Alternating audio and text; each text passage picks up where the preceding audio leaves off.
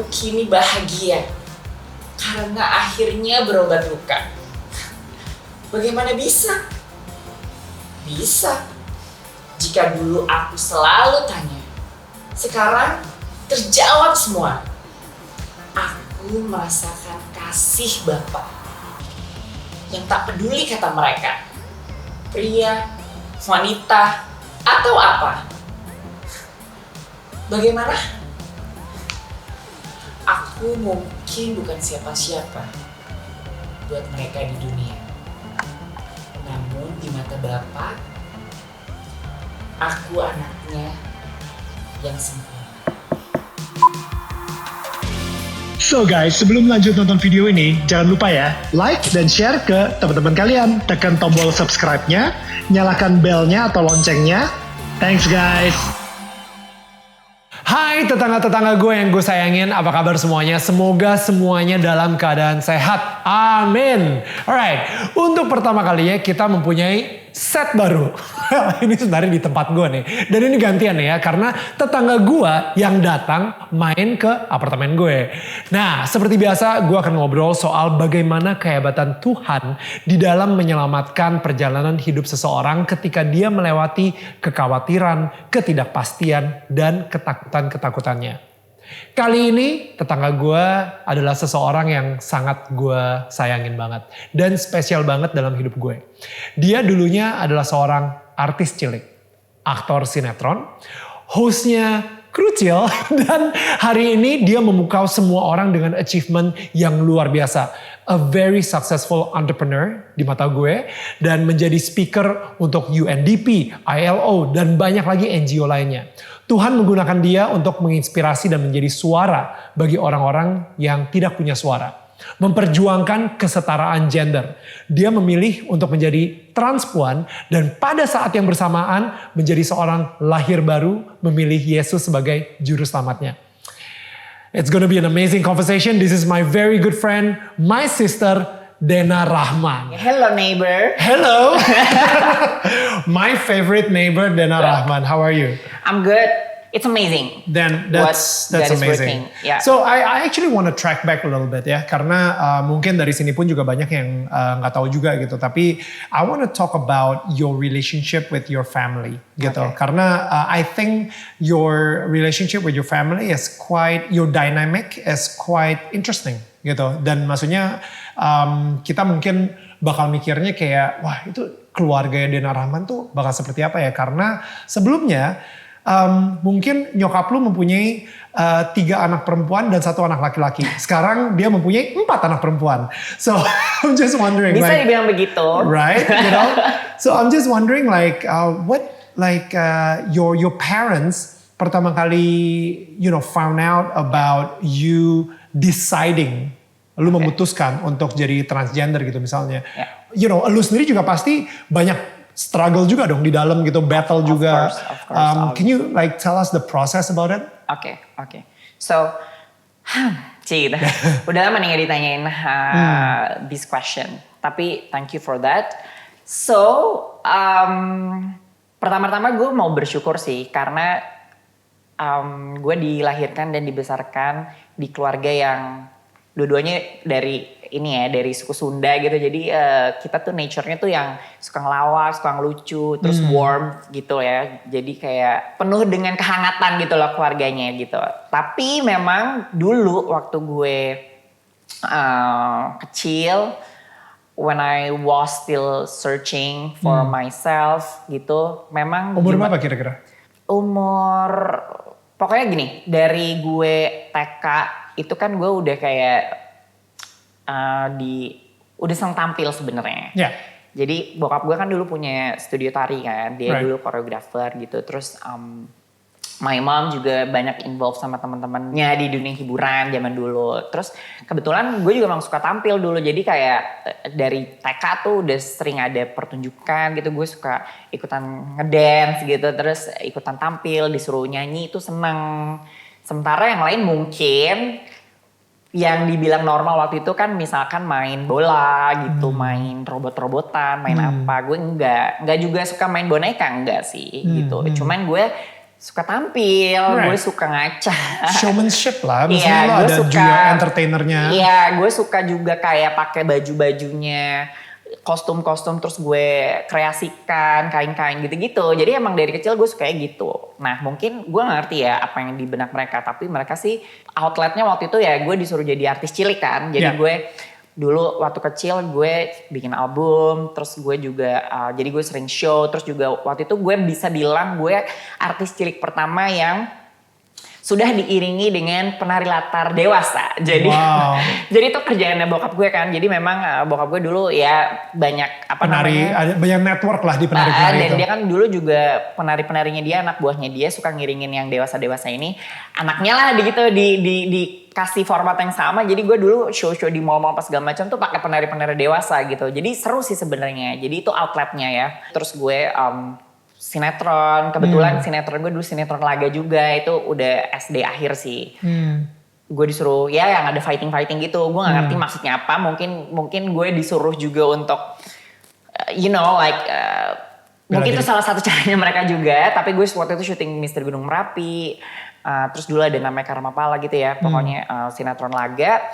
Tapi gue ternyata tidak menemukan kesulitan karena basic gue bisa nari. Jadi it's like choreography for me gitu. Jadi kayak gue nggak ada kesulitan sama sekali. It's fine actually, I can nail it gitu kan.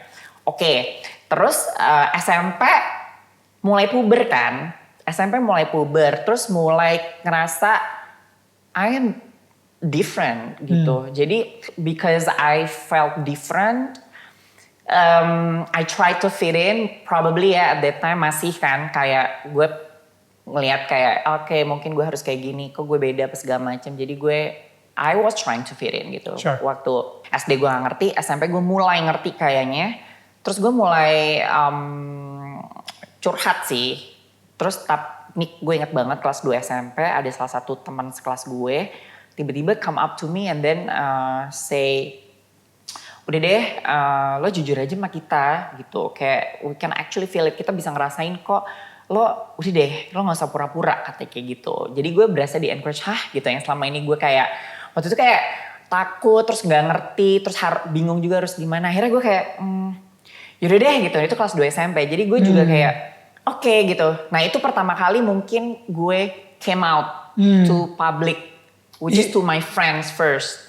Not your family though. Not my family. Right. Jadi ke teman-teman gue. Jadi gue dulu pertama kali gue bisa berekspresi dan apa adanya tuh di sekolah waktu zaman SMP. Kebetulan juga waktu itu SMP Lab School termasuk yang salah satu sekolah yang lumayan open minded lah gitu. Jadi teman-teman gue juga menerima banget, gak ada yang ngebully gitu misalnya. Enggak, jadi kayak ya awalnya kayak bercanda-bercanda, cuma lama-lama deket aja sih karena gue juga mungkin apa adanya ya gitu. Jadi akhirnya teman-teman gue nggak cuma cewek juga tapi cowok juga, dan kita deket gitu loh. Jadi mereka mau main bola apa gue juga nonton gitu, kita seru aja dari belakang gitu. Akhirnya apa adanya gue waktu itu. Cuman memang gue belum honest to my family. Dan kalau misalkan dulu tuh zaman SMP, SMA gue masih kayak misalkan diajak ke acara keluarga pasti gue kayak mau gak mau. Terus bokap juga kayak kalau misalkan ngajak ke acara keluarga tuh kayak masih agak ngatur. Karena gue dulu sukanya kan misalkan pakai baju ketat misalkan gitu ya. Maksudnya the way I want to express myself based on my identity itu dulu confused gitu loh, karena gitu gue diharuskan berekspresi atau berpakaian seperti ini, tapi that's not what I feel gitu, that's not how I feel like. Terus jadi kayak takut, malu, dan kita nggak ada dialog, kita nggak ada open communication kan waktu itu. Sama bokap nyokap nggak pernah nggak ada gitu. Menurut gue sih mereka mungkin fase denial lah ya, kayak bisa lah mereka ngelihat anaknya probably a little bit different, cuman kayak mungkin maybe it's just a face atau ya udahlah maybe it's nothing or whatever, gue nggak tahu gitu. Mereka yang lebih tahu gitu. Cuman SMA, gue masuk SMA 6 dari awal gue udah nggak pura-pura. Dalam artian walaupun gue masih ngikutin regulasi ya harus pakai seragam sesuai ya. Cuman dari awal gue udah being myself, as in my gesture, my preference, gue udah all out gitu.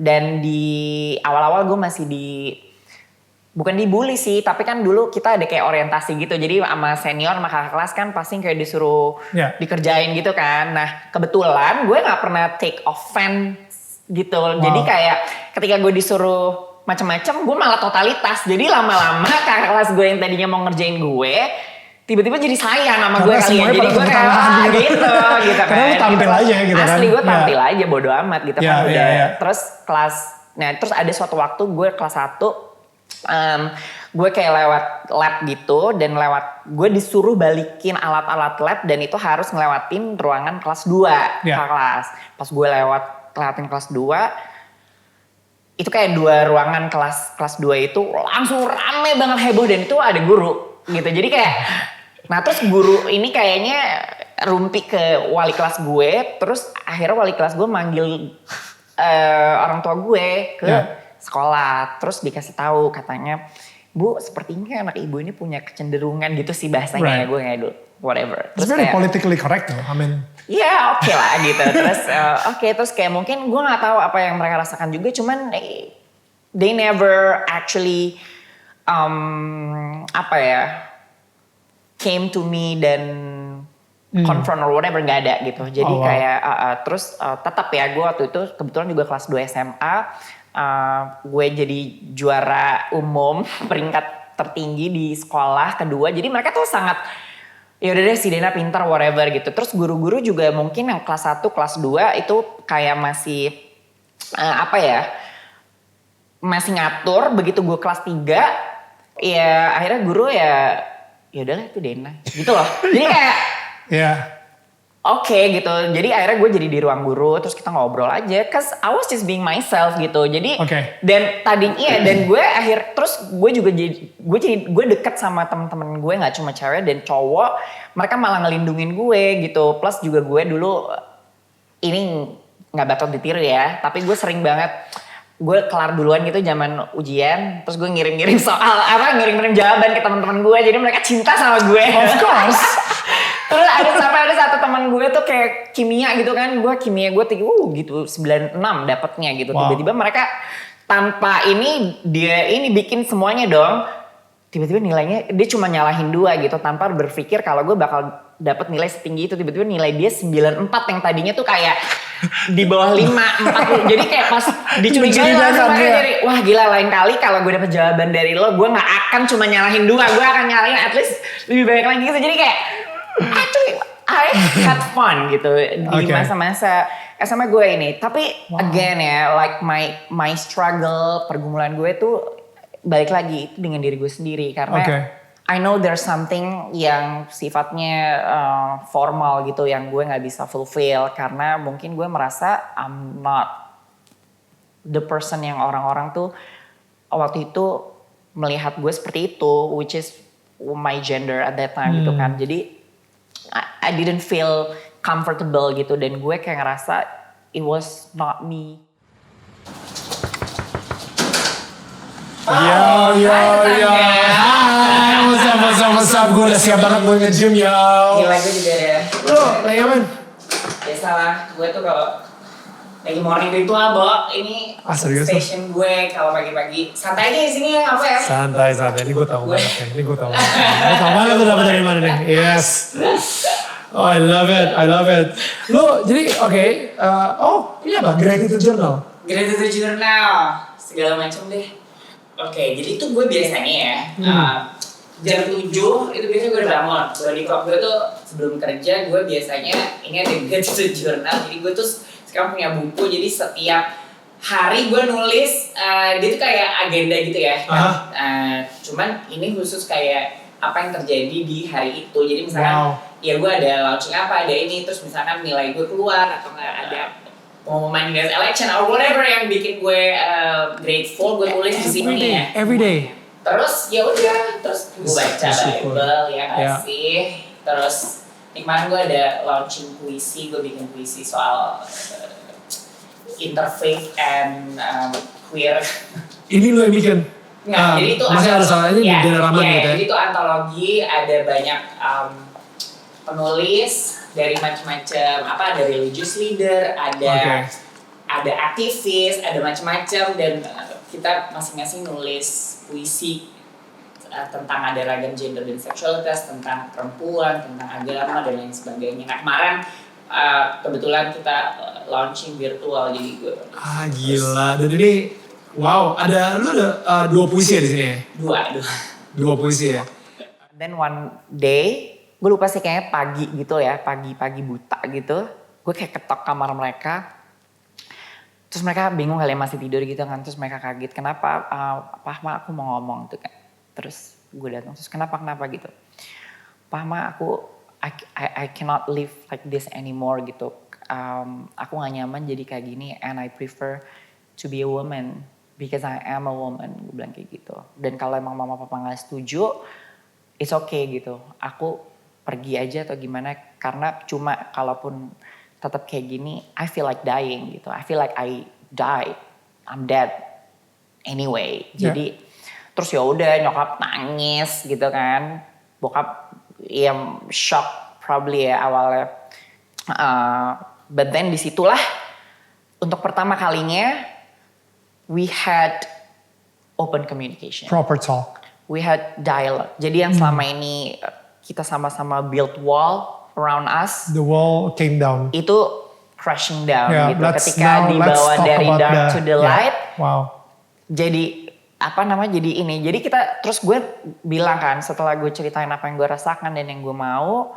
Dan mereka denger itu. Mereka juga balik menceritakan atau men-share apa yang mereka mau dan concern mereka. Yaitu balik lagi bahwa they are concerned about my future, mau ngapain gue. Terus gue bilang, Papa tenang aja gitu, aku udah pilih pilihan hidup yang kayak gini. I know it's going to be difficult, tapi aku udah kerja, aku akan kayak gini ke depannya sekian gitu. Jadi gue kasih mereka juga pengertian, dan yang tuh gue bilang tadi, gue punya modal gitu, gue mau ngapain ke depannya gitu. Ya udah pesan mereka, pendidikan tetap nomor 1, dan karena mereka juga banyak kenal lah ya dengan orang-orang yang punya preferensi gender dan sexuality yang berbeda, jadi mereka tahu betapa susahnya. They just don't want their kid to struggle that journey ya gitu. Jadi kayak oke deh, tapi nyokap langsung oke lah, gimana pun juga I love you gitu kan. Terus kalau bokap masih it took a while for him to finally accept and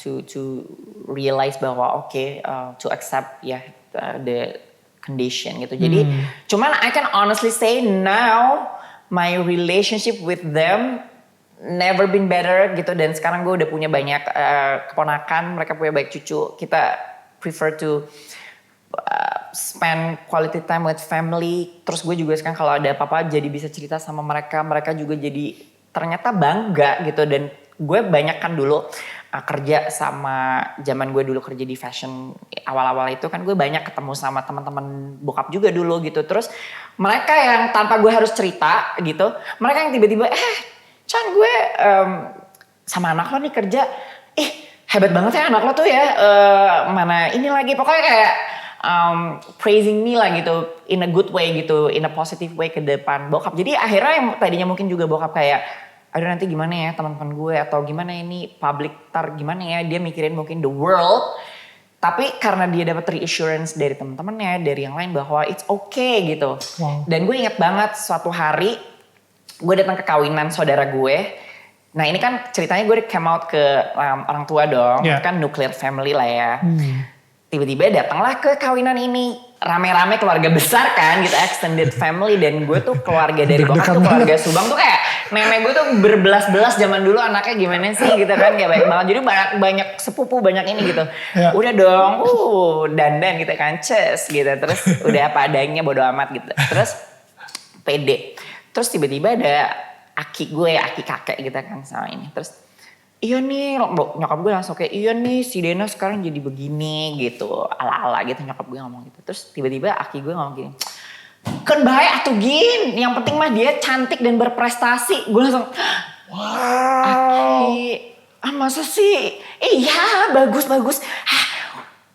tenanawan gitu. Jadi kayak, oke, gitu. Jadi Ini kayak kakek lu yang ngomong jadi gitu. kayak kakek, iya, jadi kayak adik paling kecil nenek gue.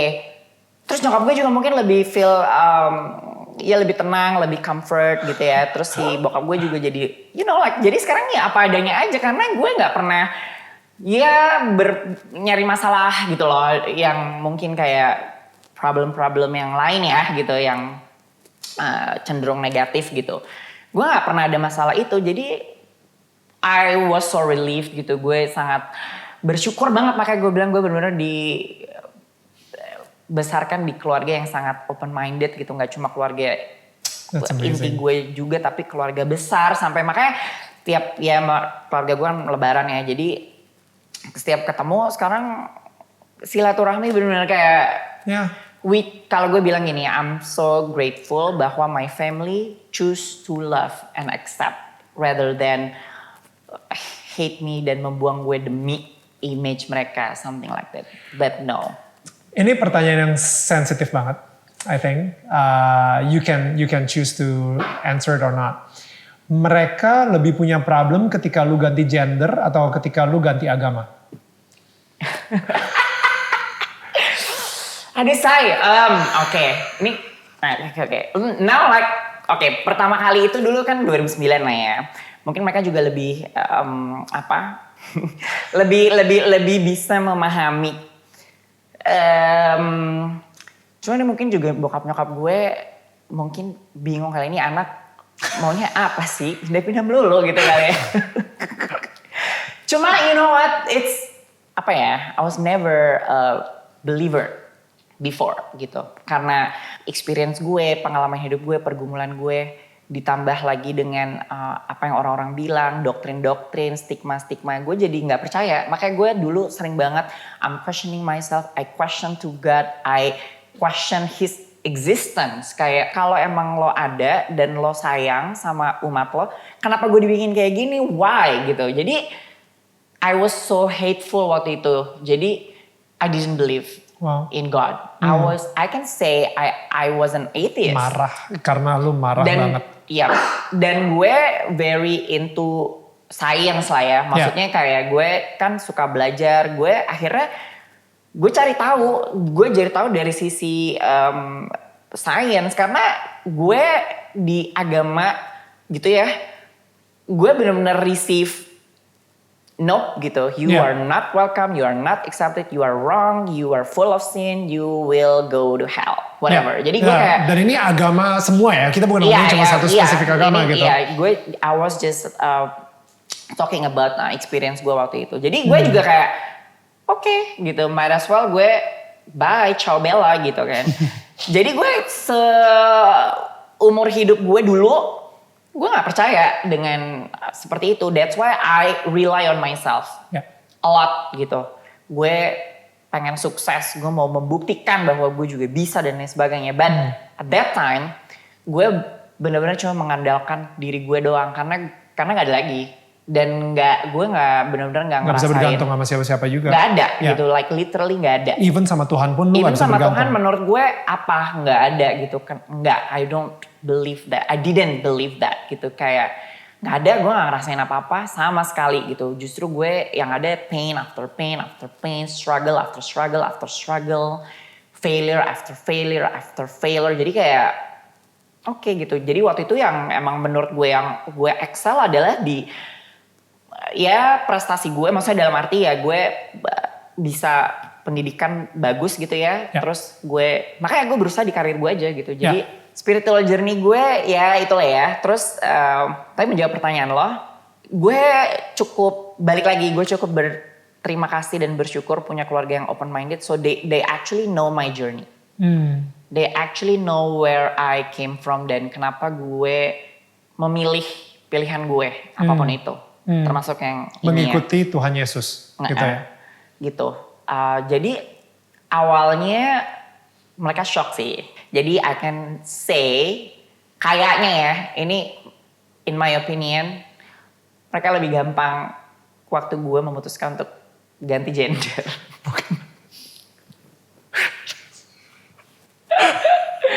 Okay, that's the answer. Thank you. Thank you so much. No. I'm wow, gue juga gak tahu Bapak gue sekarang nonton YouTube loh. Now, Itu kerjaan dia nonton YouTube sekarang, hiburannya dia. Oke. Tadi lu sempat ngomongin your heavenly father. Dari yang tadinya lu bener-bener kayak, nope, gue ateis, gue gak mau kenal sama Tuhan sama sekali gitu ya. Deh. Soalnya gak ada waktu itu gue pikir kayak, mana nih? Yeah. Tell me what happened. Sampai akhirnya lu bisa mempunyai relationship tersebut sama your heavenly father. Gue bisa bilang, there was a time when I felt failure is my middle name. Wow. Kayak, I failed at everything. I failed at relationship, obviously. I failed at my business. Gue dulu punya cita-cita pengen jadi entrepreneur, whatever. Udah hebat deh ibaratnya plannya. Enggak juga, enggak fruitful seperti yang gue mau gitu. Terus gue gagal juga di karir, gue gagal di semualah gitu. Gue tuh jadi titik zero waktu itu. Gue ngerasa all my plan, all my wish failed aja semua. Bener-bener, dan gue ngerasa lost karena gue gak punya pegangan. Wow. Gue pegangan sama diri gue, tapi gue lost menurut L gitu lost kan gitu. Jadi inilah, and then gue balik lagi, I was super curious person. Terus gue juga balik lagi gue bertanya-tanya kenapa gitu ya. Terus waktu itu gue liburan ke Amerika, ke LA nih ceritanya. Terus gue stay sama temen gue. Terus gue jadi sebelumnya ada bokapnya teman gue meninggal, terus ada misa gitu, gue ikutan. Terus gue ngerasa peaceful ya gitu, apa segala macam. Nah pas gue di sana, gue nanya, by the way kalau di sini tuh kemana sih lo kalau pergi gitu kan? Terus gue iseng tuh, karena waktu itu Natal, jadi gue iseng aja lagi jalan-jalan, terus gue kayak church hopping gitu ya, iseng doang. Ke gereja tuh? Enggak, gue cuma ini doang, karena kan tutup tanggal 25-nya. Jadi gue tuh cuma kayak lagi jalan-jalan iseng. Terus tapi gue tiba-tiba buka brosur kayak, we open all kind of people, including all skin color, all gender, all. Gue ngerasa, terus gue jadi kayak surprise kan waktu itu. Gue ngerasa welcome gitu. Gue datang lagi ke yang lain, sama brosurnya. Terus gue cek website, sama gitu. Kok what is it gitu kan. Akhirnya gue tanya sama temen gue, lo kalau kesini kemana? Oh gue ke sini Den, ke Hillsong LA waktu itu. Terus akhirnya gue datanglah ke Hillsong LA. Terus gue datang, the energy was amazing, the sermon was on point. Gue langsung I felt it gitu. Dan gue akhirnya mau lagi datang. Terus gue pulang. Terus gue tanya sama sahabat gue, Timothy Alexander. Gue tanya sama dia, lo kalau di sini gereja kemana? Oh gue ke ini Den gitu kan. Iya waktu itu kemarin gue ke Hillsong. Dia, oh iya yuk bareng. Bareng pertama kali gue langsung datang lah ya. Gue datang langsung, biasa lah ya kalau orang pertama kali datang ke gereja pasti sermonnya entah kenapa selalu on point. Gue nangis. Seadanya gue nangis dan gue masih ingat waktu itu, jadi ada sayingnya begini, helplessness is a situation, hopelessness is a decision.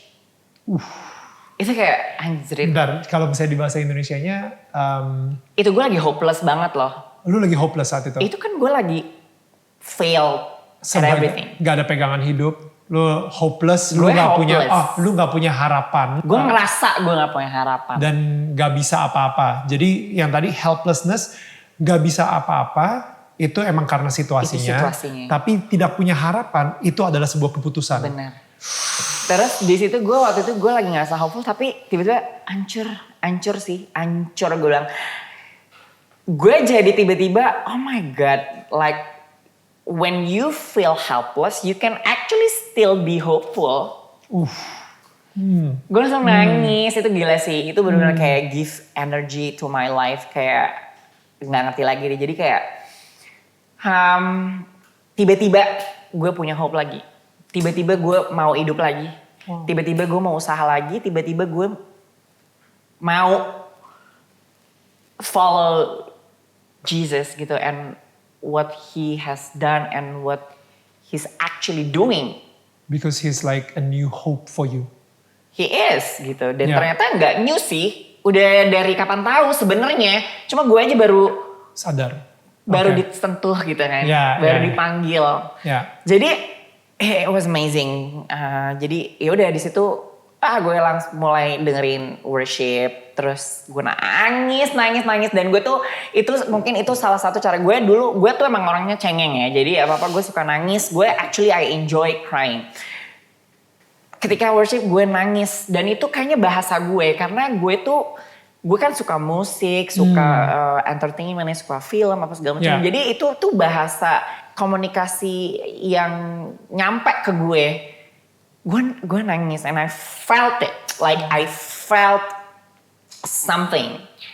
Kayak gue ngerasa gue punya relationship itu. Start. Yeah. The foundation gitu. Jadi mulai. Yaudah dari situ gue tanya lagi, gue akhirnya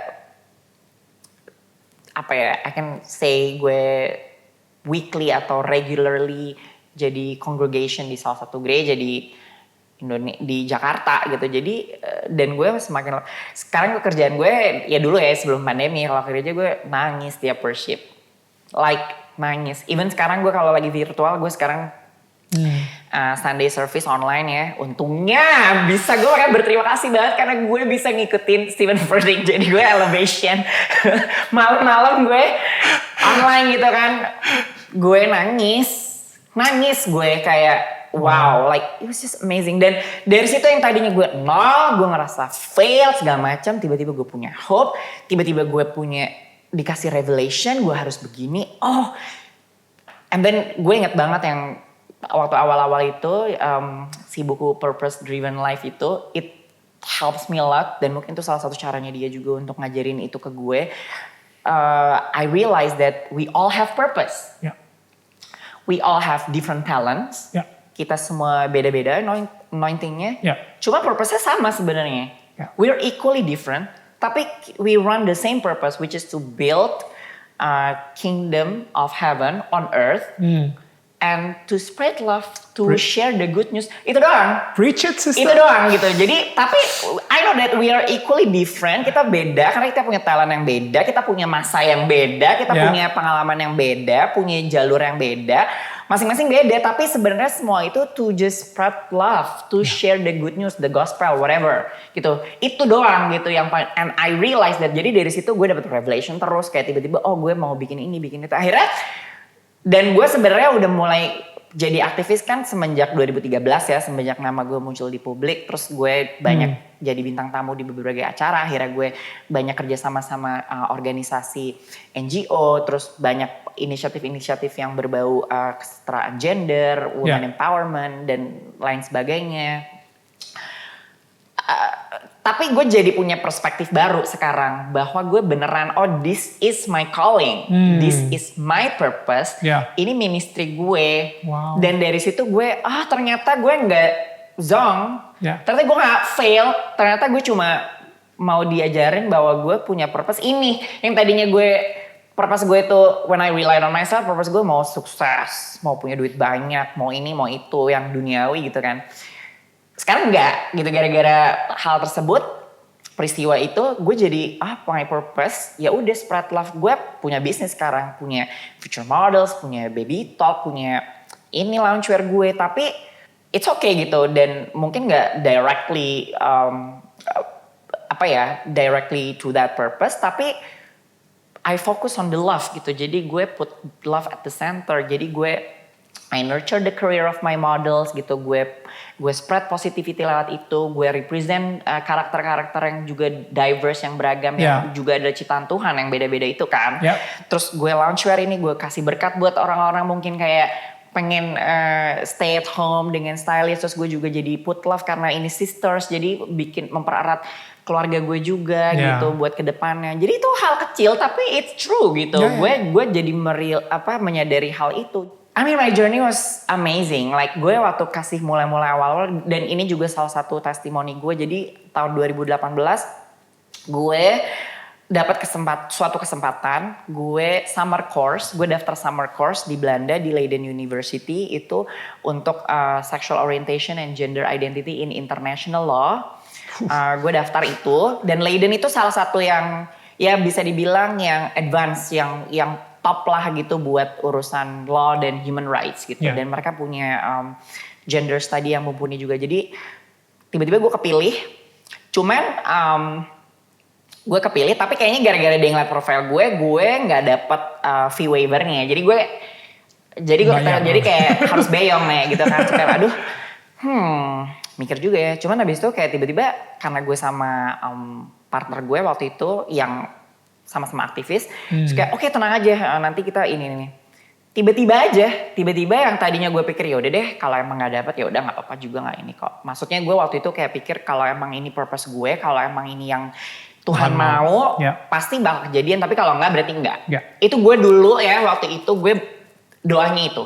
Karena honestly gue juga penuh dengan keraguan waktu itu. Ini benar gak sih Bo gitu? Ini benar gak sih? Orang-orang sih dunia sih bilang ini salah ya.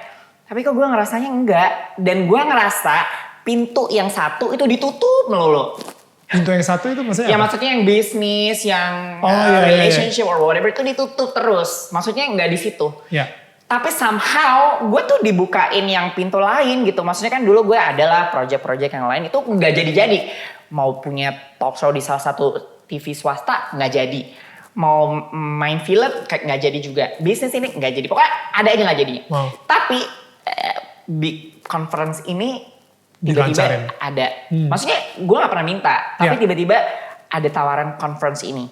Ada tawaran talk show ini. Ada tawaran program ini, program itu. Yang sifatnya ya ini ya, my activism gitu. Jadi gue waktu itu, apa jangan-jangan ini ya Bo, callingan gue. Apa ini purpose gue. Tapi bener gak sih?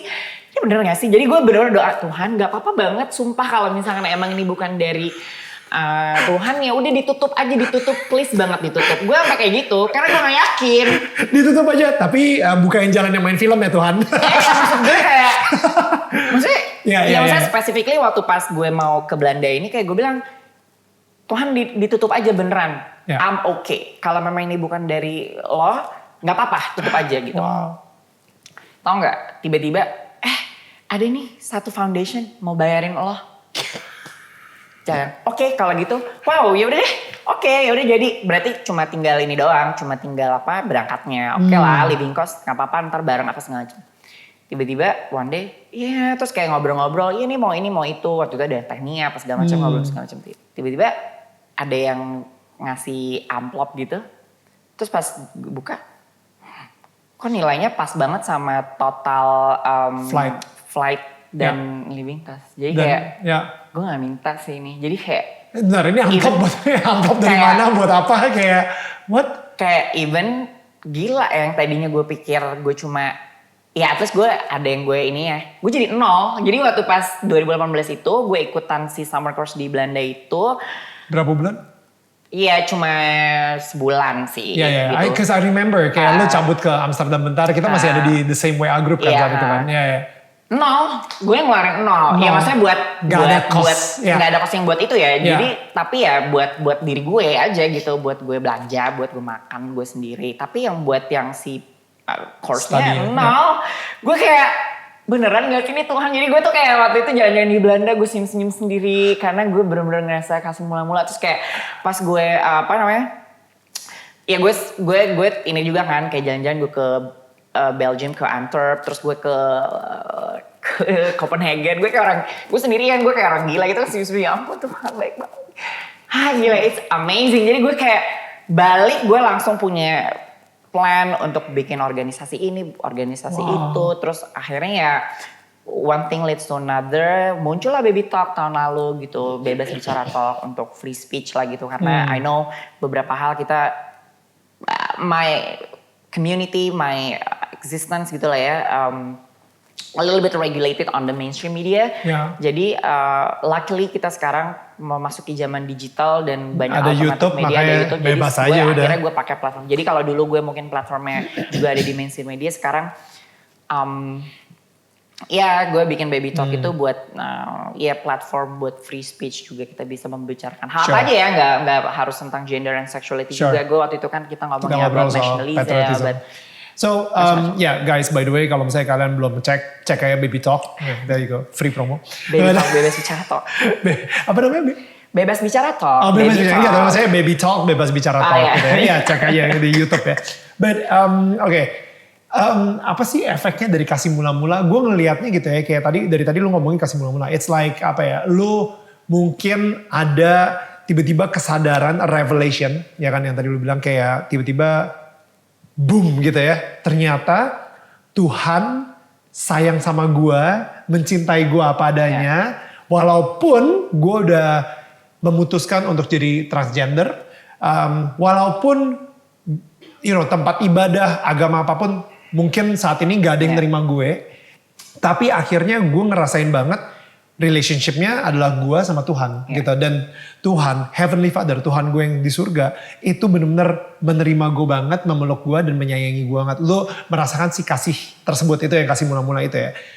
Itu efeknya apa? Efeknya kayaknya for some reason I don't know, I feel like it's liberating. It's like what is the effect for you? It is. Oke, nih gue bisa cerita ini mungkin ya. Jadi for so long gue terlalu mendengar dunia about my identity. Ini mungkin gak gue doang ya, semua orang gitu. Sure. Karena kan identitas kita sebagai seorang pengusaha, sebagai seorang profesional, sebagai seorang pengacara, sebagai seorang model, selebriti, sebagai seorang ibu rumah tangga, sebagai seorang muslim, sebagai seorang Kristen, Buddha, whatever, sebagai seorang ateis, itu terlalu di-define sama dunia. Sure. Dan gue bisa bilang juga bahwa kadang-kadang kita put something di luar itu gitu. Jadi misalnya gini, menurut gue orang-orang yang sekarang ngaku religious, menurut gue sih terlalu fokus sama ritualnya, tapi mereka lupa sama hubungannya gitu. Wow. Jadi waktu itu gue I don't care about the religion, I don't care about the ritual. Gue simply merasakan dan membangun hubungan gue sama Tuhan gue. Itu doang. Jadi itu yang dasarnya. Dan karena itu gue jadi sadar yang selama ini gue tuh mikir identitas gue itu ini itu, even identitas gue itu adalah transpuan or whatever, nggak penting ternyata. Setelah gue punya hubungan sama Tuhan gue, sama my Heavenly Father, ternyata dibilang nggak penting Jadi dan gue tadinya gue pikir kayak iya lo sebagai ini lo nggak di ini lo, you are not enough, you are a failure, you are ini lo harus gini lo harus gitu. Enggak, dia cuma bilang sama gue, ibaratnya ya, no, your identity is in me and in me alone because I'm a God's child gitu, gue anak Tuhan, itu yang paling penting. Dan what I feel gitu sama dia. Jadi yang dulu-dulu itu it's gone, it doesn't matter. Identitas-identitas yang lain yang sebagai ini sebagai itu tuh udah nggak penting lagi. Dan dia cuma bilang you are enough, you are loved, you are worth it. Jadi yang tadinya gue tuh kayak nggak ngerasa worth it karena identitas gue ya di dunia ini kurang, menurut gue ya dan menurut beberapa orang. Cuman akhirnya ternyata setelah gue punya hubungan itu enggak sama sekali. Lo udah cukup, kita udah cukup. Memang kita beda-beda, just terima aja the fact. Wow. Dan kita beda-beda tapi kita tuh sama-sama dicintai, titik. Udah. Yes. Nggak pakai koma, nggak pakai kita dicintai sama Tuhan kalau kita mengerjakan ritual ini, enggak. Wow. Kita akan dikasih sama Tuhan yang banyak berkatnya kalau kita ngikutin tradisinya ini, enggak gitu. Wow. Jadi startnya kalau gue ya, ini gue bicara pengalaman gue pribadi, startnya adalah karena gue punya relationship itu sama dia, gue akhirnya dikasih revelation, nih lo purpose-nya ini harus begini, karena ada aja, datang aja. Ini ya semua yang gue kerjakan sekarang itu gue nggak nyari, itu datang ke gue gitu. Jadi ini lo harus ngerjain ini. Nah dulu gue mungkin kayak banyak belagu ya. Maksudnya kayak, enggak ntar nih begini, enggak ntar gini-gini. Ntar ini mengusik identitas gue gitu, whatever gitu. Ternyata gak penting, Bo. Jadi sekarang gue belajar bahwa setiap yang datang ke gue itu, ambil aja. Kalau emang itu milik lo, dan kalau emang itu udah jalan lo untuk lo lakuin, itu nanti akan fruitful. Kalau enggak nanti akan ketutup dengan sendirinya gitu. Jadi, dan semuanya yang gue lakukan itu pasti, pas gue realize, gila gue semua nolong orang loh. Yang even ya maksudnya feature models gue udah pasti nolong si model-model ini yang baru-baru itu. Launcher gue ini juga nolong orang, nolong keluarga gue juga. Baby talk gue udah pasti nolong orang gitu. Jadi even the smallest things gitu, kayak gue tuh baca ya komen-komen gitu kan di baby talk. Ternyata orang-orang banyak yang seneng karena tiba-tiba ada yang bilang gini, ya ampun ini subjek mata kuliah aku, tapi kok aku lebih ngerti pas nonton ini ya gitu. Jadi kayak actually that's our vision sih, maksudnya that's our mission gitu, that's our objective, karena itu tujuannya supaya mereka lebih gampang untuk menerima hal-hal yang mungkin sebelum ini susah atau misalkan gak bisa diakses. Tapi jadinya orang-orang banyak tertolong. Jadi gue juga kalau kayak ngeliat kayak gitu, ya udahlah Bo, yang lain-lain itu tuh nggak penting. Karena yang paling penting itu gitu. Ya udah. Jadi dan karena gue punya relationship itu, karena gue udah diperlihatin kayak gitu. Yang paling penting efeknya adalah gue berbuah buat orang lain, tapi gue juga berbuah buat diri gue sendiri karena gue sekarang hidup penuh dengan peace, penuh dengan joy dan love, and a little bit self control on certain things. Dan you know like I'm trying to be gentle and be kind. Itu paling penting. Itu nggak bisa gue beli pakai apapun waktu itu juga. Ibaratnya kalau orang kaya, sekaya apapun, mau beli peace pakai apa, say? Nggak bisa. Mau beli love pakai apa? Nggak bisa. Mau beli joy pakai apa? Joy itu kan, nah menurut gue happiness itu memang datangnya dari luar ya. Kayak gue bisa bilang gue nggak happy di sini gitu. Gue nggak ini. Tapi joy itu datangnya dari dalam. Kayak walaupun gue nggak happy, I can still be joyful. Kayak gue bilang waktu itu ada momen-momen dimana gue nggak happy sebenarnya di sini karena begini begitu. Tapi actually I am still joyful. Jadi gue realize itu, dan itu yang mau beli di mana sih? Nggak ada gitu. Mau cari di online shop nggak ada. Mau beli peace, love, and joy gitu dikirimin pakai pakai kurir, delivery service nggak ada, nggak bisa. Itu tuh datang dari insight, tapi ya itu within us udah ada. Karena Tuhan lu mempunyai koneksi tersebut dengan Tuhan gitu ya. Dan oke, maksudnya itu yang tadi lu sebutin adalah buah Roh Kudus. Buah roh. Kan? Buah roh gitu kan kita bilangnya kan. Nah, maksudnya the fruit of the spirit. The fruit of the spirit. So, that means ini bukan buah dari performance lo. Bukan. Ini bukan it's not the fruit of your performance. Yes. No matter seberapa lu perform, lu nggak mungkin bisa mendapatkan peace, love, and joy. Kayak gitu. Karena itu emang lu harus terkoneksi sama Roh Kudus.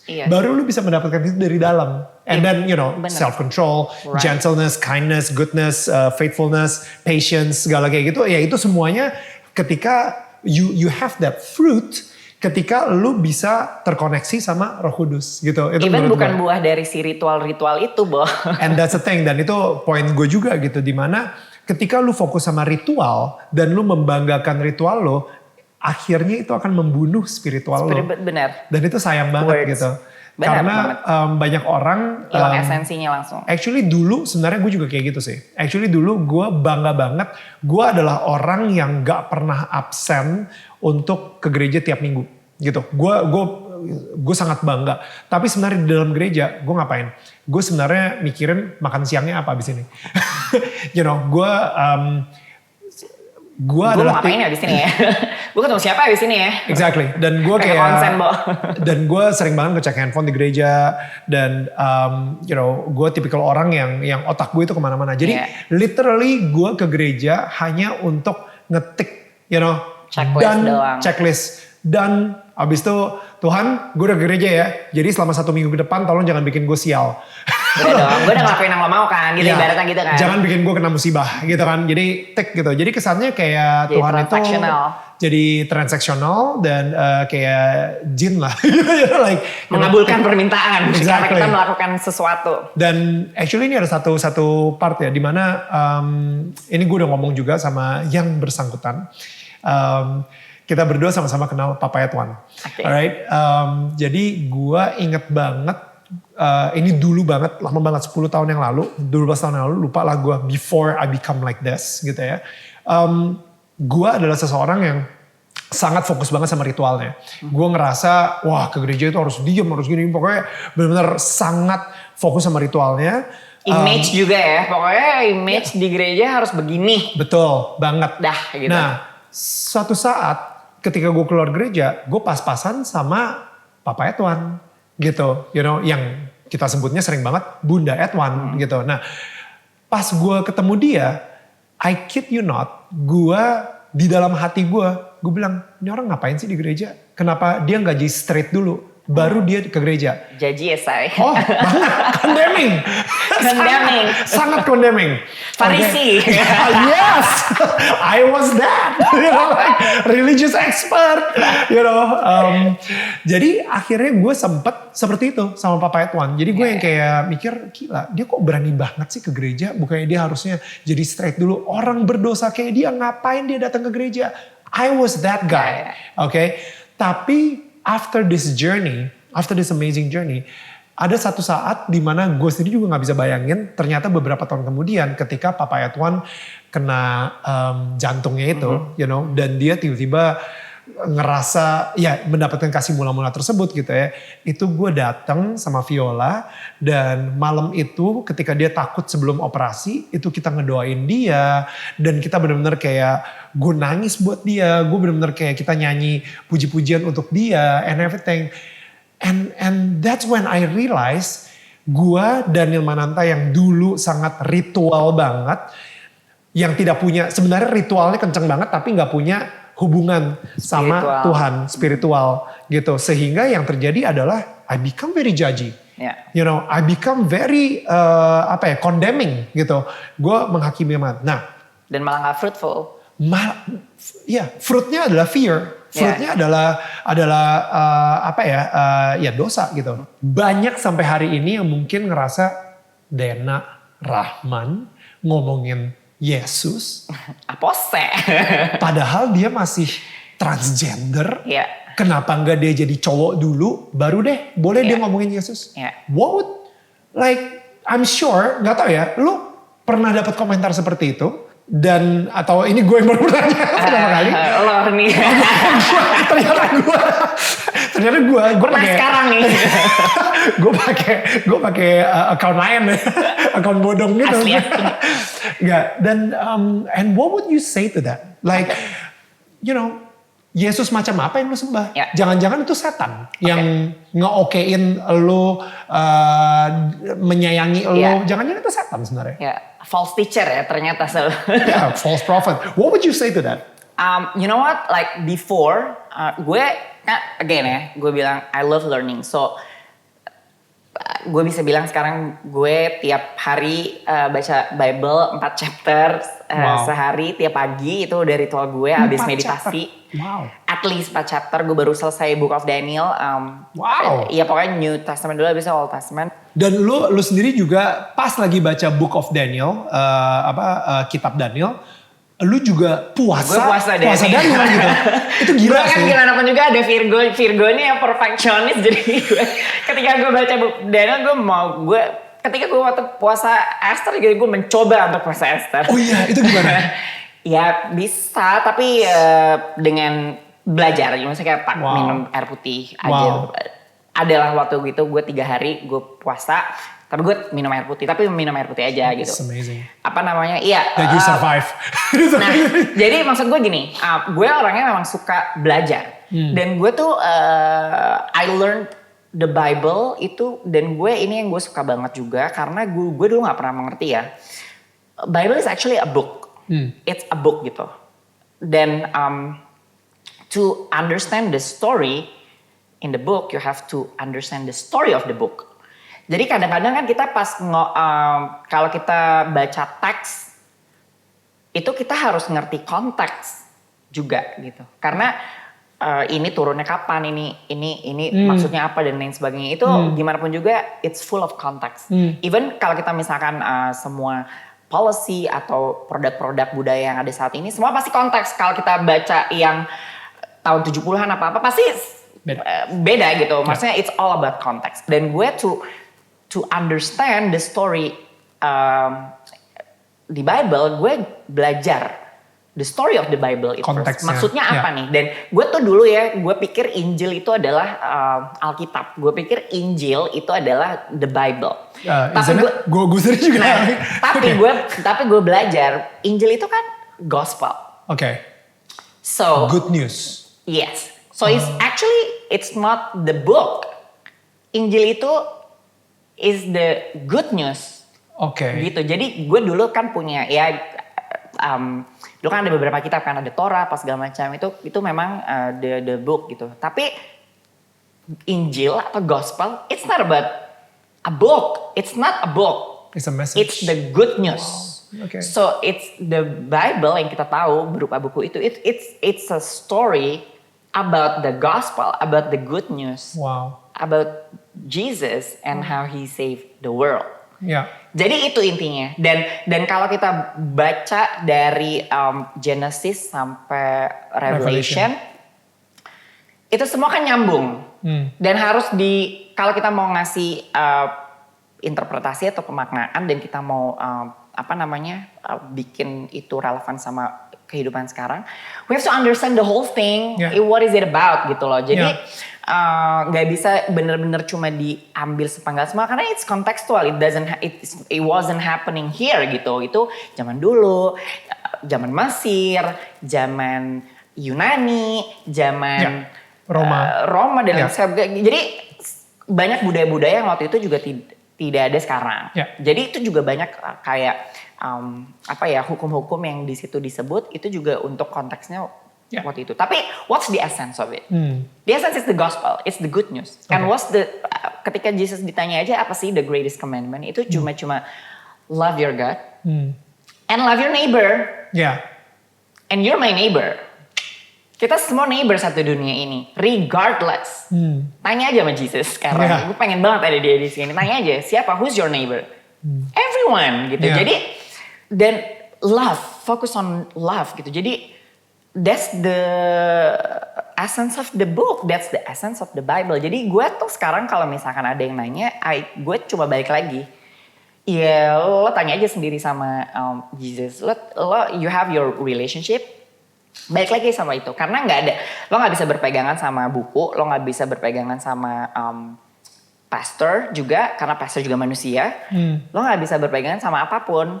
Lo cuma bisa berpegangan sama Tuhan. Dan cara lo bisa berpegangan sama Tuhan itu cuma dengan punya relationship itu. Jadi sekarang gue ngerti itu. Jadi gue ketika gue baca, gue udah punya wisdom itu. Oh this is about this, oh this is about this. Gue jadi bisa lebih mengamalkannya. Dan mengamalkannya juga untuk yang kebaikan gitu, fruitnya. Jadi kalau ada orang-orang yang kayak gitu, gue sih bilang ya, di Bible kan ada gitu, repentance. Dulu gue sering banget disuruh, tobat gitu, which is to repent. Dan di Bible lagi ditulis, repentance by renewing of your mind gitu. Jadi it's about changing our perspective. Nah dulu gue waktu pakai kacamata dunia, gue melihat semuanya dengan penuh kegagalan, penuh ketakutan, kacau.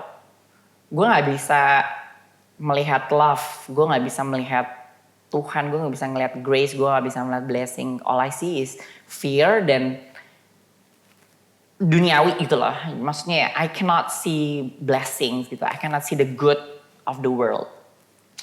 Ketika gue bertobat, kan gue disuruh tobat tuh ceritanya ya. Dan gue bertobat, I change my perspective, I renewed my mind. Gue pakai tuh kacamata Tuhan. Kacamata Tuhan pakai lens of love. So now I can see beauty in everything.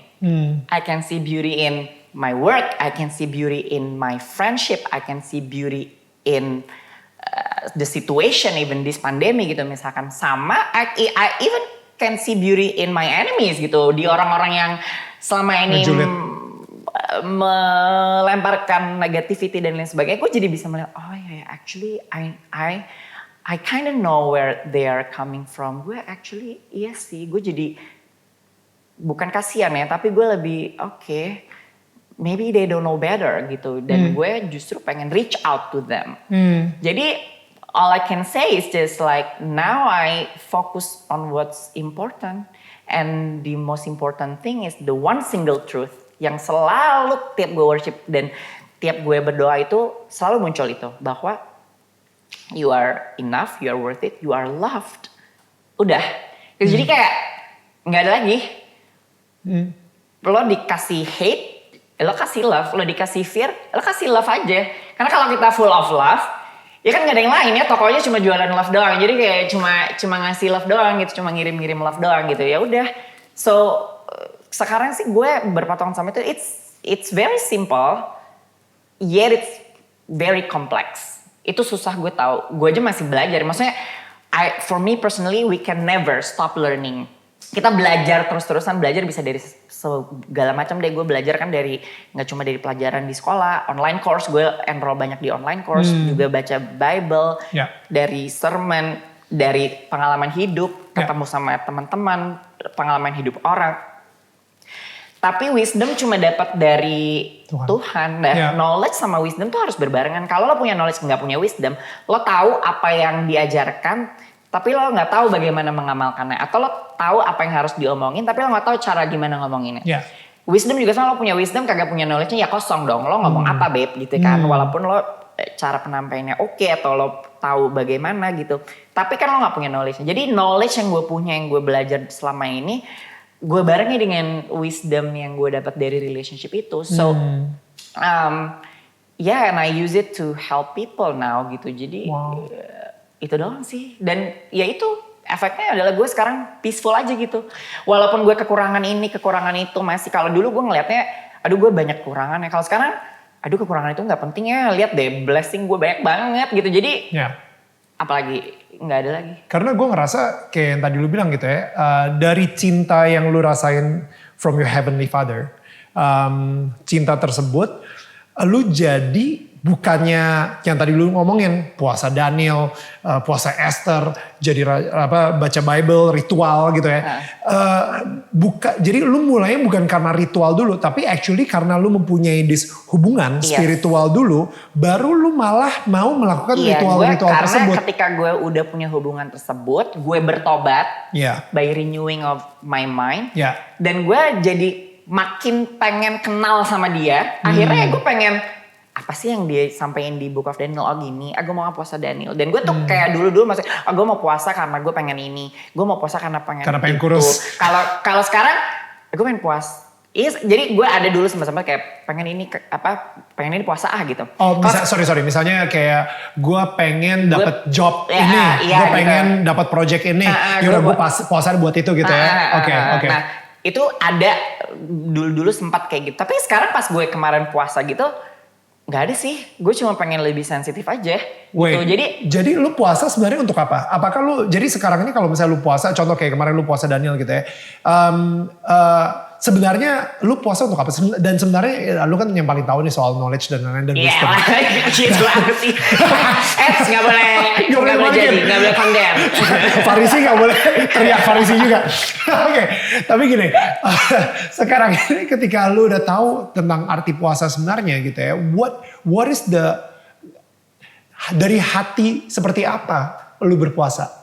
Kalau bukan untuk by the way, I'm no expert. Nanti gue ini ya, maksudnya gue disangka so tau apa gimana, enggak. I'm still learning, I'm just learning gitu. Gue cuma belajar dan gue mengamalkan yang gue tahu aja. But so now ketika gue puasa, I actually just want to be more sensitive. Jadi gue pengen bisa mendengarkan maunya dia lebih jelas lagi, lebih dekat lagi. Lebih humility. I know I have certain issues. Manusia punya issue kan, yang perlu kita. So here's the thing ya. Jadi menurut gue, it's not people's business to change character of a human gitu. That's God's business. Wow. Only He can do. So, jadi ya kita nggak bisa kayak maksa orang untuk berubah gitu kan. Karena cuma Dia yang bisa ngerubah orang. Jadi kita cuma bisa share the good news, then memberikan testimoni, and then let them make the decision. Then let them build that relationship. Karena even my relationship is different than yours. Semua orang beda karena kan kita equally different gitu. That's what I learned gitu. Nah, jadi sekarang setiap gue kayak puasa gitu, gue pengen ngejalanin ini, pengen ngejalanin itu, I just want to know him better. I just want to build stronger. Karena gue kalau enggak, itu kayak kering gitu loh. Dan gue sempat kemarin juga puasa, ini isu gue. Karena gue punya isu dengan worrying dan complaining. Who doesn't?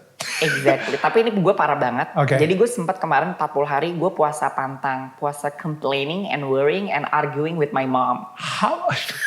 Jadi 40 hari? Iya, kita bareng-bareng sih. Jadi rame-rame gitu. Maksudnya it's something yang menurut gue awalnya gimana caranya ya. Tapi pas dikerjain tau gak sih, hari pertama aja gue udah langsung dapet cobaan. Jadi gue tuh gue ulang tahun. Terus kan biasalah gue nge-post gitu di Instagram. Terus gue banyak happy birthday gitu kan. Udah dong, terus hari pertama gue langsung gini. Kok ada ini ya, pokoknya ada sesuatu. Terus gue kayak mau WhatsApp temen gue gitu. Terus gue langsung, oh my God. Ternyata selama ini gue tuh kalau WhatsApp orang duluan tuh cuma buat ngeluh ya. Buat komplain.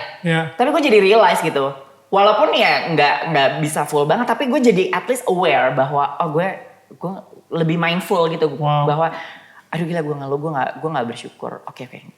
Terus tiba-tiba nyokap gue kayak, Kak kamu ulang tahun tuh banyak ucapan tuh kamu balas-balasin kayak satu-satu. Terus gue biasanya kan gue punya isu dengan pride dan vanity. Nyokap gue nggak pernah ngomong kayak gitu ke gue sama sekali, dan gue nggak pernah mau balas komen karena gue matiin notification komen gue karena it's not good for my mental health kalau gue kebaca komen-komen gitu. Dan tiba-tiba hari itu kayak, dan gue puasa gue nggak boleh argue sama my mom. Oh my God Tuhan, ini ampun sih, ini benar-benar hari pertama dibayar kontan nih gitu kan di asuransi.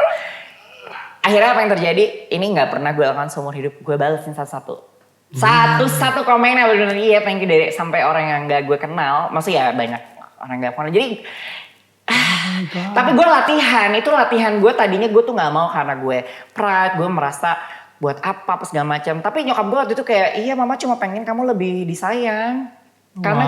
Karena dan gue juga jadi punya pengertian gitu. Kalau orang mau komen happy birthday buat lo di Instagram even, mereka tuh itu energi loh, itu waktu. Mereka willing to do so. Berarti mereka itu act of love-nya mereka. Jadi you at least bales lah dengan show love juga. Jadi gue juga my mom got point actually.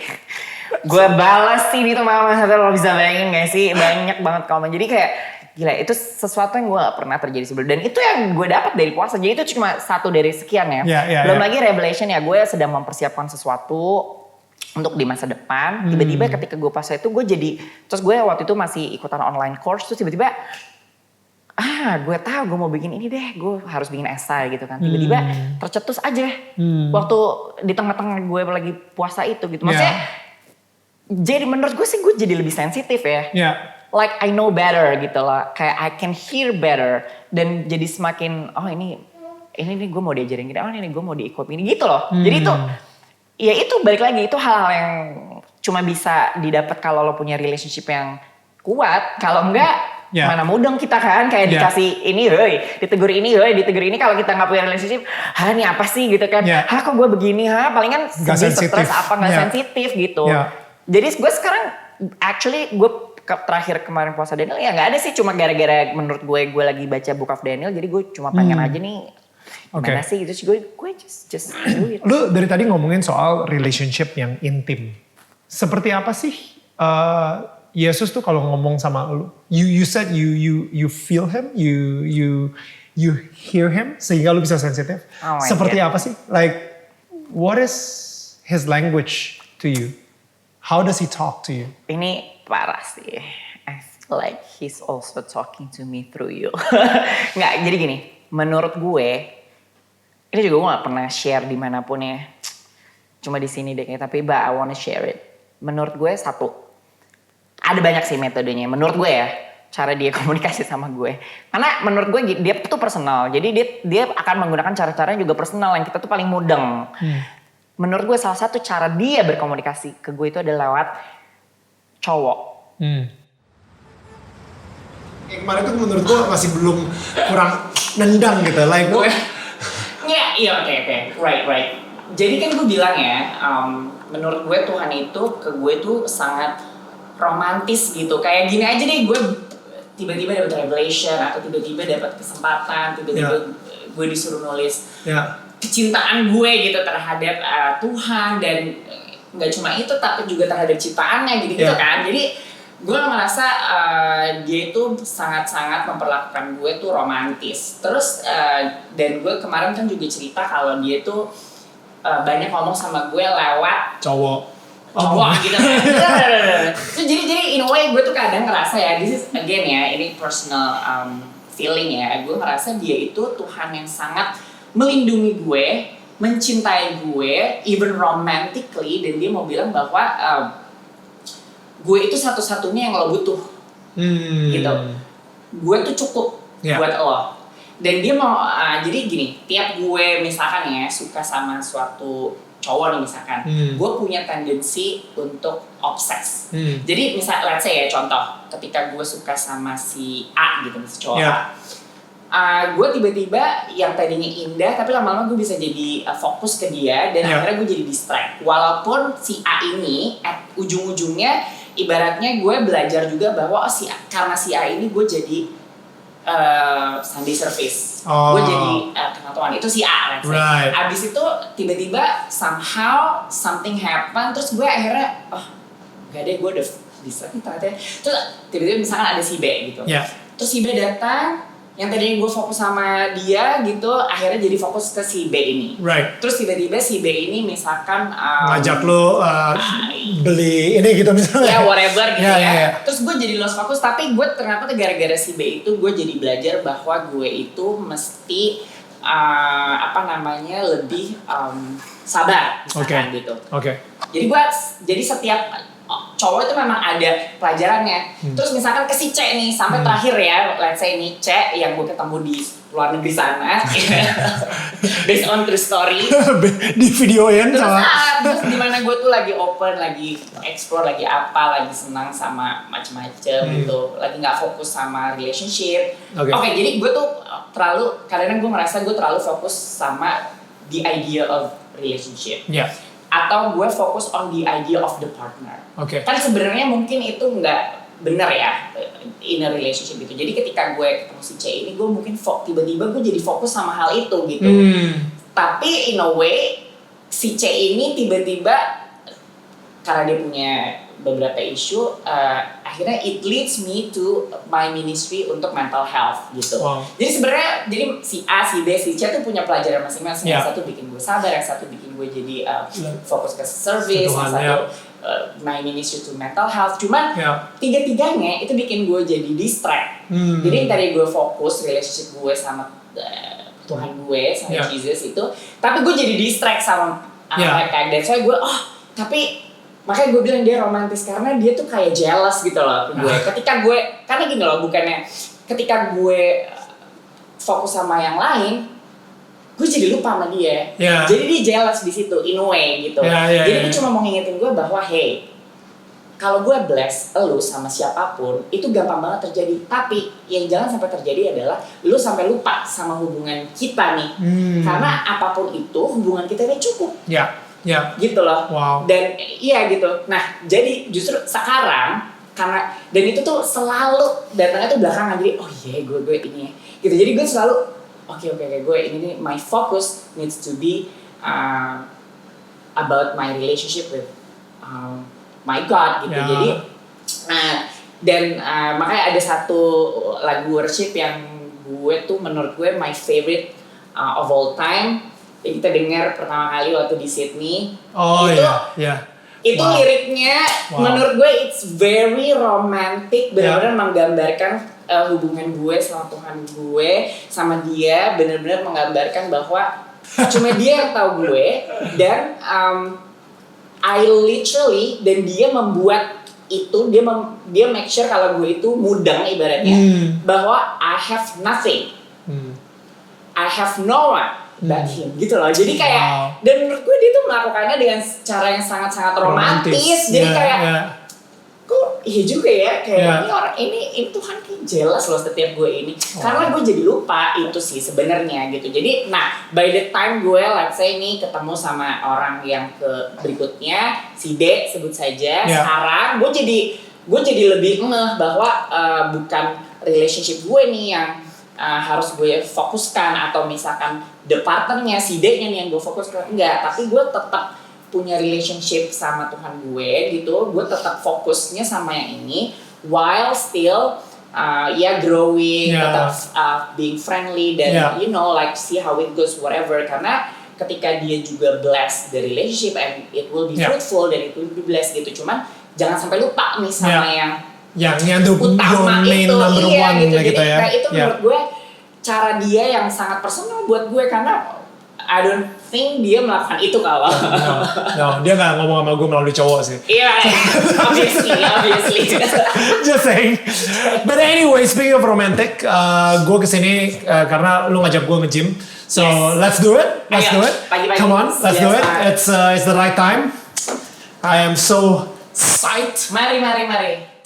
So, lu memilih untuk menjadi seorang transgender sebelum lu mempunyai hubungan intim dengan Tuhan. Nah, sekarang nih setelah lu mempunyai hubungan yang sangat intim dengan Tuhan, what do you think God feels about that decision? Okay, gue probably I can say that the truth never changes. That he loves me, that I'm enough for him, and I'm worth it. Dan tadi gue juga mungkin udah sempat nyebut that identity gue sebagai transpuan, it doesn't matter gitu. Jadi my identity as a trans woman is never a problem for God gitu. Bahkan those identities yang tadi gue bilang ya, mau gender identity atau identitas lo sebagai pengusaha, banker, whatever, buat dia nggak penting. Dan yang gue pelajari ya, we are human itu kan punya aspek physical aspek, mental aspek, and spiritual aspek. Physical berhubungan dengan seks namanya ya, jenis kelamin. Jenis kelamin aja udah berbeda-beda karena ada hormon, ada masa otot, karakter biologis termasuk organ vital. Itu fisik. You can define it lah ya gitu, you can determine it. Mental yang kita punya ya kayak jiwa gitu kan. And then spiritual, yang dia pedulikan spiritual, yang spirit kita yang bersatu sama spirit dia. And spirit is genderless, itu ada di Bible. Jadi identity di dunia ini milik dunia, nggak penting buat dia. Yang paling penting itu identitas spiritual kita itu. Jadi kalau gue boleh bilang, if God is not okay, dia akan His will be done. Gue gak akan kayak gini sekarang. So gue udah surrender sekarang makanya. Like no one knows actually ya. Gue cuma bisa berdoa. Kan berdoa itu kan berdoa apa? Cara komunikasi dengan Tuhan kan. Jadi sebenarnya ketika kita lagi berdoa kita lagi ngobrol sama dia. Jadi gue tuh sebenarnya pengen banget kayak ada dia di situ, kayak gue ngobrol bener-bener, kadang pengen gue peluk apa segala macam. Karena itu yang dia lakukan ke gue. Jadi kita kadang-kadang makanya itu dia suka sibuk dengan identity ini, identity itu, apalah segala macam. Aduh, nggak penting buat gue. Bahkan gue aja, lo kalau mau lihat KTP gue masih nggak ada yang berubah. Dan kayak paspor gue nggak ada yang berubah. Jadi gue juga kalau misalkan kayak mau urus visa atau gue misalkan masuk ke suatu negara lewatin imigrasi, ya nggak ada masalah juga sih. Karena mungkin juga karena gue nggak punya masalah dengan itu. Akhirnya orang yang ngurus juga kayak gak ada masalah. Gue gak pernah ada masalah sama sekali. Jadi itu maksudnya adalah contoh dimana sebenarnya identity is just identity gitu loh. Di dunia ya. Di dunia ya. Itu gak penting buat Tuhan. Wow. Dia kan cuma dia ngelihat spirit kita. Yeah. Wow. So I never thought of it like that. I never thought of it like that. That's beautiful. Space. And that's the thing. Gue ngerasa tugas gue, purpose gue, gitu ya. Ketika gue mempunyai si komunitas life group ini, gitu. Gue bukan membuat mereka yang misalnya datang ke kita abis itu dia gay gitu misalnya, dan abis itu my job bukan untuk membuat dia jadi straight. My job adalah membuat dia mempunyai hubungan yang sangat dekat dengan Tuhan. Ketika Yesus pengen bikin dia straight, that's up to him. Exactly. That's not up to me. Exactly. Jadi I think business. It's God's business. Dan yang sedihnya tahu nggak apa? Banyak banget people with different preference gitu ya, yang gender dan sexuality-nya berbeda. Itu kenapa sekarang banyak banget mereka yang memilih untuk akhirnya anti gitu ya, terkesannya seperti itu ya. Karena mereka ditolak dengan institusi yang anti agama gitu ya, yang kayak anti Tuhan jadi ateis lah kayak gitu. Banyak ateis atau yang jadi skeptical or whatever, dan akhirnya jadi misalkan terjerumus ke duniawi dan ke hal-hal yang mungkin lebih negatif. Kenapa? Awalnya karena mereka ditolak di institusi yang seharusnya biasanya penuh, institusi yang selama ini penuh dengan ritual dan hukum-hukum dan peraturan-peraturan yang memang tidak menginclude mereka. Jadi gimana mereka bisa punya suara dan gimana mereka bisa punya hubungan. Orang mau punya hubungan aja ke gereja ibaratnya lo ditolak, no you're not welcome here gitu. Lah, dan Tuhan kan gak mau itu. Bagi Tuhan satu anak hilang aja dia mau cari sampai kemanapun dia panggil, dia ambil gitu. Jadi, tapi menurut kacamata gereja, satu anak hilang tersebut adalah dia harus datang dulu setelah dia jadi straight. Iya makanya maksudnya, so maybe this is the repentance that he's talking about di ayat itu gitu ya. Jadi it's about changing perspective, dan what does it matter? Apa sih? Ya buahnya apa? Lo dengan menolak itu, ibaratnya gereja nolak yang berbeda. Buahnya kan jadi benci. Anaknya lost. Yang ini lebih jadi separate dan lain sebagainya. Jadi malah fear, malah jadi division gitu, malah jadi itu kan kerjaannya siapa? Itu bukan kerjaan Tuhan pastinya kalau buahnya kayak gitu. Ya Tuhan mau apa? Ya Tuhan mau semuanya love each other, love God and love each other. Caranya dengan acceptance. Udah gak ada lagi menurut gue. Gue gak ngira loh misalnya lo gitu ya? ngajak gue nge-gym asli. Gue bukannya apa ya, ini gue stereotype banget gitu. Jadi gue yang kayak bilang, Dan gue mau ikutin aktivitas lu deh seharian gitu. Gue pengen ngajak lo ngajak gue kemana gitu. Lu mau mana? Ke salon. Gue gitu. Asli, stereotype gila. Walaupun gue suka ke salon, tapi gue udah lama banget gak ke salon di pandemi gini gitu. Enggak, Bo. Jadi gue sekarang hobi gue olahraga. Bukan sekarang sih, gue dari dulu. Gue suka olahraga, tapi gue memang olahraganya bukan partikular ya. Maksudnya gue punya preference kesukaan olahraga sendiri. Jadi gue suka hit sama Tabata. Bentar. Terus apa stereotype yang sering banget salah mengertikan gitu ya mungkin ya, people misunderstand you a lot, people misunderstand transpuan a lot gitu ya. Jadi gue penasarannya sih kayak sebenarnya sih kita maksudnya lu nggak gitu, cuman orang image-nya udah ke situ gitu. Apa sih kayak ada nggak sih? Transpuan itu seringkali diidentikan sama seks. Gitu kan. Jadi maksudnya kayak gampangan gitu misalnya atau ya menjadi penjajah seks atau kerja di salon gitu. Ya banyak sih teman-teman trans yang suka meja di jalan, cuman it's a different issue gitu. Nggak semua kayak gitu. Gue transpuan tapi gue tuh nggak pernah merasa gue girly, ngerti nggak sih lo?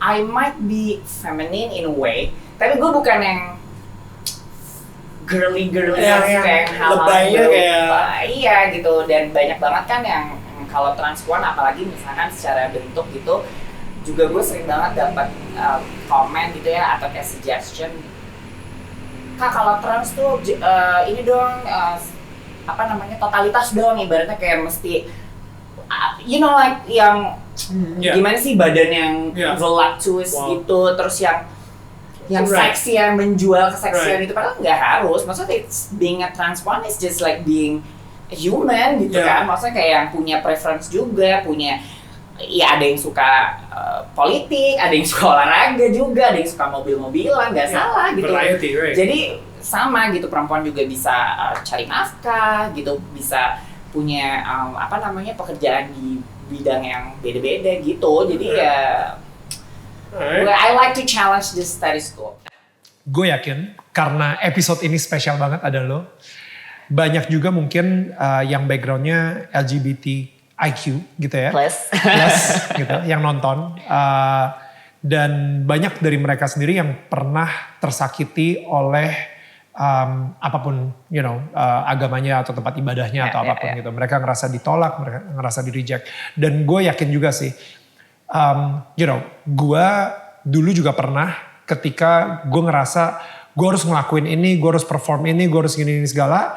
Akhirnya, tapi gue belum sempurna. Tapi akhirnya ketika gue ngerasa tidak layak gitu ya, gue malah menjauh. Gue ya udahlah, forget it. It's too high for me. Saking too high-nya. That's not for me. Forget gitu, it. Forget it. Sehingga akhirnya apa? Ketika gue udah forget it, gue akhirnya, clubbing-clubbing, mabok-mabok, bahkan kayak udahlah sekalian daripada gue dosanya kecil aja, mendingan sekalian aja nyemplung. Iya, kayak bener. gitu.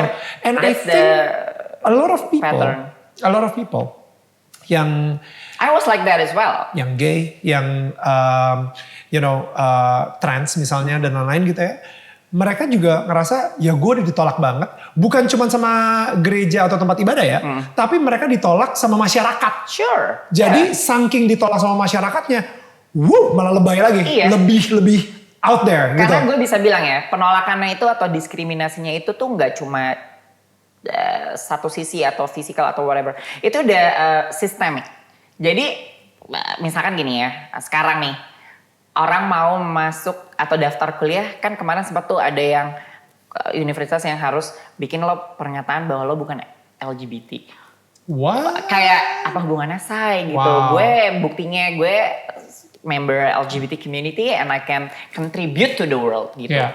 Jadi semakin, when you are rejected, lo jadi Gue semakin gue dulu di reject sama semua dari maksudnya ya gue kayak gimana pun juga, kayak misalnya gini ya, gue mau pengen punya pasangan, tapi kan pasti pasangan gue juga mikir kalau kelihatan publik di sini nggak mungkin. Jadi terus mau misalkan ada pasangan yang ibaratnya mau serius gitu, tapi karena mereka emang nggak bisa nikah karena institusinya tidak mengizinkan, jadinya ya udahlah orang gue bisa nikah ya gue kemana-mana aja. Yeah. Jadi tuh the pattern akhirnya mulailah kayak ganti cowok. Right. Karena itu sistemik. Exactly. Dan itu maksudnya gue bukan menyalahkan atau gimana ya, tapi that's what happens. Itu yang terjadi seperti itu. And that's the thing, because it's the feeling of rejection and the feeling of separation. Dan seperti tadi lu bilang gitu ya, kalau misalnya Tuhan itu menginginkan yang namanya unity, setan itu menginginkan yang namanya separation, gitu kan? Kayak Adam dan Hawa aja, hal pertama godaan tersebut mereka langsung saling nyalahin each other gitu. Udah kayak pengen di-separate gitu, dan apa yang terjadi ketika lu di-separate, ketika lu terpisahkan dari society, terpisahkan dari institusi, terpisahkan dari agama dan lain-lain atau dari Tuhan gitu ya. Ya lu akan semakin nyemplung, semakin tenggelam, semakin kayak ganti cowok, free sex setiap hari lah, mulai ngedrugs lah, orgy lah. Pokoknya you don't care about anything karena lu udah ngerasa jadi ya udah masyarakat gak terima gue anyway, gue mau berbuat baik pun juga udah standarnya terlalu tinggi. Gue juga gak bisa kerja, gue gak bisa ini itu, gue gak terima. What would you say to them yang mungkin saat ini hidupnya lagi seperti itu saat ini? Well, I can say that just be strong.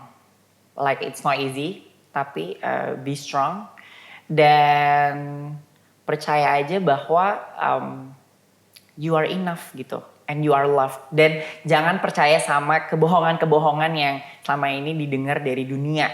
Karena itu duniawi. Yang paling penting itu bukan itu gitu. Jadi just focus on love. Karena ketika kita fokus on love, semuanya jadi akan indah.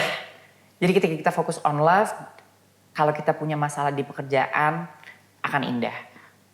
Kalau kita fokus on love, kalau kita punya pekerjaan di hubungan keluarga akan indah. Tapi yang paling penting kalau kita fokus on love, kita jadi bisa accept diri sendiri. Dan ketika kita udah accept diri sendiri, kita jadi love diri sendiri. Dan itu semua datangnya sumbernya dari love our God gitu. Ini it sounds so difficult, apalagi buat orang-orang yang gak merasakan ada kasih Tuhan di situ. Tapi it's true. Just How do you feel self-love? Pasti lu sendiri juga mungkin pernah ada satu saat di mana lu ngerasa gak layak. So, Yes. Lu convinced banget kalau Tuhan cinta sama lu apa adanya. Untuk lu sendiri gimana? How do you... Right, itu I can honestly say itu baru sekarang. Ketika gue sudah punya relationship itu, dulu atau gue gak punya relationship, boro-boro. Semua yang gue lihat itu kekurangan gue yang tadi gue bilang, all failure. Insecure, ngaca, insecure, ini salah, ini salah, ini salah, ini salah, ini salah. Semua salah, satu badan salah gitu. Situasi salah, ini pokoknya semua salah gitu. I don't love myself, I didn't love myself, I hated myself gitu. Cuman ya, I think itu tadi sih. I don't know. He called me. I was just being still, but I'm still honest. Okay. I'm not trying to fake anything. Jadi ini mungkin ini satu pelajaran juga ya. Gue nggak pernah. Misalnya gini, if I don't feel like it, misalkan gue lagi memang tidak ngerasa dekat sama Tuhan, gue ngakuin. Dan if I don't feel like praying, gue nggak menurut gue nggak. Cuman gue kayak kenapa ya gue usaha gitu loh. Pelan-pelan, oh balik lagi jadi. But I'm never faking it. Jadi kalau memang gue lagi ngerasa, gak ngerasa. Kalau gue lagi benci, own it. Dan gue honest like, this is me, this is what I feel. Dia akan datang sendiri sih, kasih itu akan datang sini menurut gue. Karena kan kasih, grace kan free. Dia sebenarnya ngasih itu free. Cuman gimana cara kita sensitif untuk dengernya, sensitif untuk dapetinnya gitu. Jadi itu pelajaran yang berharga memang. Dan gak semua orang bisa punya. Makanya menurut gue kita tuh gak hidup sendiri. Itu makanya yang dia mau kan. Kita sharing this good news supaya apa? Supaya orang bisa terpanggil.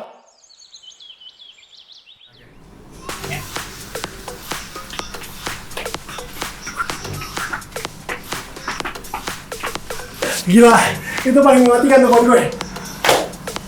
Squat.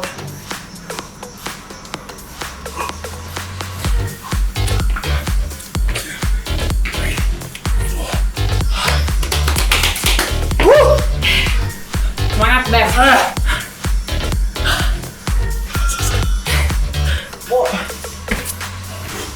Mau push up ya?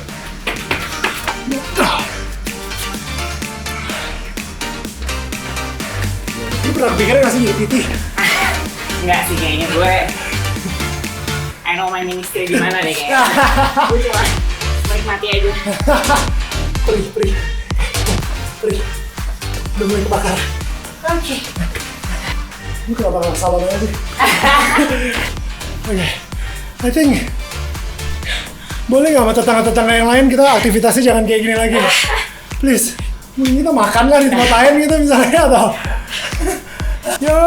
Main kan? Yo! Udah 30 menit loh. 30 menit, Ini gak bener-bener. berasa! Menurut gue efektif dan efisien banget. Stretching. Yeah, I believe that Tuhan masih punya rencana yang benar-benar luar biasa besarnya untuk lo. Amen. We're on the verge of saat ini kita ada di era ini bukan kebetulan. Kita ada di era YouTube, kita ada di era di mana tentang diversity, IQ plus ya. Oh sorry bukan plus. LGBTIQ+. Okay, LGBTIQ+. I should really learn that. Kita ada di era ini juga bukan kebetulan juga gitu dan gue ngerasa and I'm so amazed by you and you're di saat seperti ini you're very courageous and you're very bold and speaking up and speaking out for the voiceless and keep going, keep doing what you do. I mean, I have God with me. I have no fear. Amen to that, sister. I love it. This is something I've never done di Daniel Tetangga Kamu. So ini kita nggak pernah ngelakuin di Daniel Tetangga Kamu, tapi gue akan minta lu berdoa dan kalau misalnya lu adalah salah satu orang yang saat ini lagi ngerasa gak layak gue akan minta Dena untuk berdoa buat lo. Oke? So, if you join me, coba lu tutup mata aja, lu coba dengerin suaranya dan coba ngebayangin Tuhan yang saat ini akan berbicara ke lu melalui Dena. Let's pray. Ada kamera nih. Oke.